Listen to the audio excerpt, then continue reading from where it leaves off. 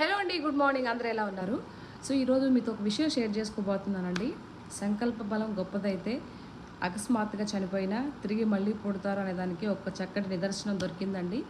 మనకి కల్పనా చావ్లా గారు చనిపోయి చాలా ఏళ్ళైతుంది కదా. ఆవిడ ATS 107 అనే నౌకాయానంలో అంతరిక్షంలో ప్రయాణం చేసి తిరిగి వస్తుండగా క్రాష్ వచ్చి చనిపోయింది కదా. సో అదే పర్సన్ కొలంబియాలో వీరసింహయ్య అనే ఒక బాలుడి రూపంలో ఆవిడ మళ్ళీ జన్మించిందండి. నిజంగా తనకి అక్కడ ఉండే భాష తప్ప వేరే భాష ఏది రాని అబ్బాయికి ఇంగ్లీషు అన్ని భాషలు కూడా అనర్గళంగా మాట్లాడుతున్నాడు.